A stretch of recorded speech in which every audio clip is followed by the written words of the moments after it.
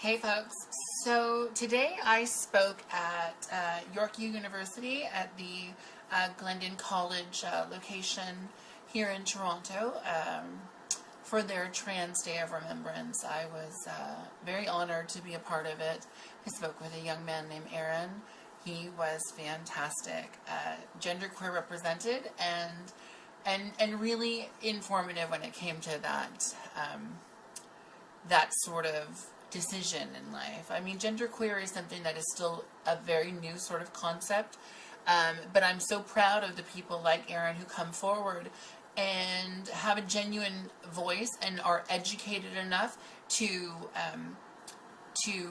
bring that forward and to talk to other people about it in a way that's easily digestible and helps people to understand it.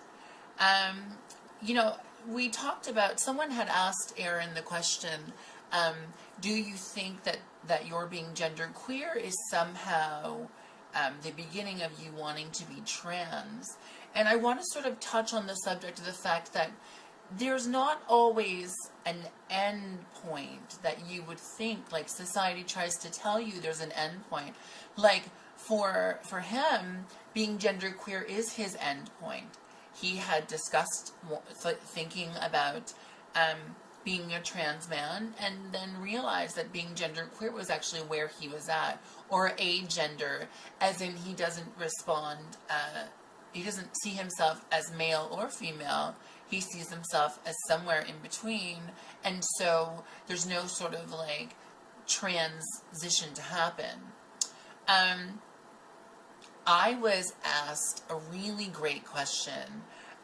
When I speak, especially when I do lectures or guest speaking at places, I oftentimes will air quotes the word normal. I'll be like, oh, if I had a normal life, and I'll air quotes it.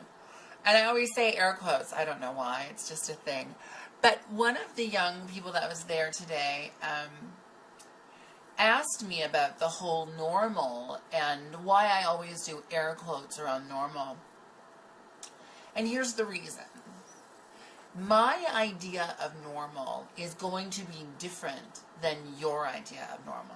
My idea of normal is tattoos and long hair and tank tops and all of those things. And maybe your idea of normal isn't. But neither one of our ideas of normal should invalidate the other. Normal is a social construct, and it's not something that should be so easily taken as something that's the word, it's just, the world isn't normal anymore. If you think about just in the terms of GLBT presence when it comes to the world as a whole, I mean, look, back in, I think 1990 it was, that RuPaul was the face of Viva Glam. Before that, there had never been a drag queen who was the face of a major cosmetics company. So this was a big deal. But it was great because that sort of brought on this movement that ushered GLBT a little closer into the spotlight. Now we've got Ellen as the as an openly gay spokesperson for a major cosmetics company, which is Procter & Gamble owned, which is CoverGirl. Now, I discussed the fact that 10 years ago this wasn't normal, but now we don't blink an eye at it. The idealism of normal is something that was sort of created hundreds of years ago. Normal is you grow up, you get married, you have kids, you die. You leave your money to your kids, and that's just all there is to it. That's normal. Well, normal isn't that anymore. Like I said, normal is what I see as normal. Because I look at myself in the mirror, naked, with a penis and with breasts, and I think that I'm normal. Because I'm my normal. I may not be your normal, but I am 100% my normal. And so I can always look in the mirror and say, I'm normal.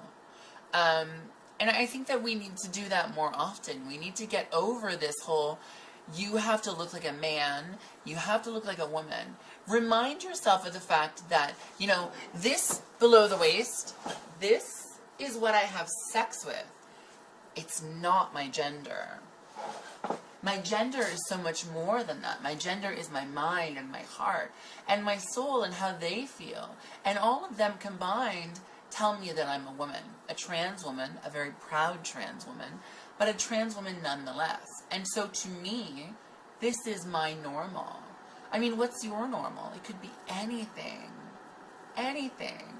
Never let someone else dictate to you what your normal is. Don't let your mom or your dad or your brother or your sister or your friends tell you what normal is. Because the only person that can tell you what normal is you. That's it.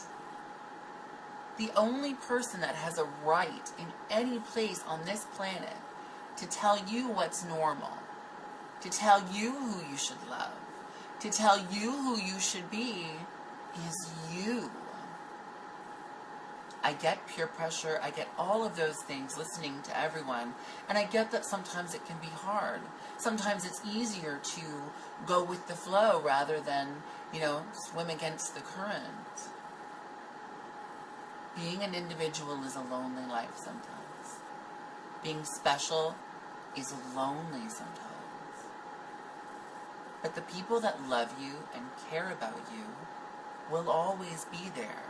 And they'll always love and care for you. And the people that don't stick around, well, honey, they're not supposed to. There are some relationships in life that are epic stories that last 50, 60 years. And there are some relationships in life, be they friend or lover, that last the length of a short film. And that's fine too. It doesn't mean anything less. Everyone comes into your life to teach you something about yourself. Whether it's who you want to be as a person, whether it's where you want to go, whether it's someone you look up to because you admire them. Find your own path. Find your own normal. Make your own normal. If you want to be a unicorn, then be a unicorn. Because to you, that's normal. There's nothing wrong with it. Stop following everyone else. Take all of those voices up in your head, every single one of them, that are telling you what normal is. Write them down on a piece of paper. This is what normal is. And then, put it in a metal trash can, take it outside, put some lighter fluid on that shit, and set it on fire. Get rid of that idea in your head that this is normal. That everyone else's idea around you is normal. Because it's not. Your normal is your normal. You're an individual. You are your own person. Be you trans, genderqueer, cisgender, straight, bi, gay, black, white, Asian, anything. Your normal is your normal. And,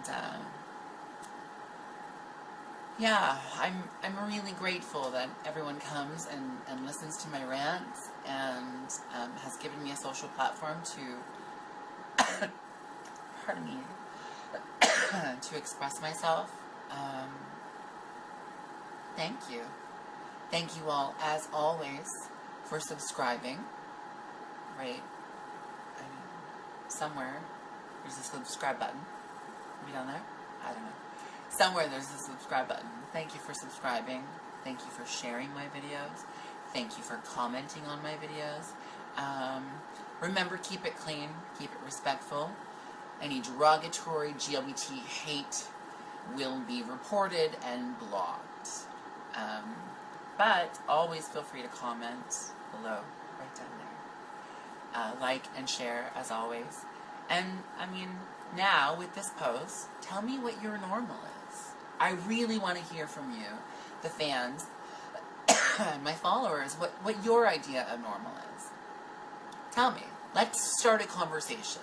Let's break down the walls of what society is telling us is normal, and let's create some new normal rules. Thank you all so very much for tuning in. It's greatly appreciated. I will catch you all on the flip side, my darlings.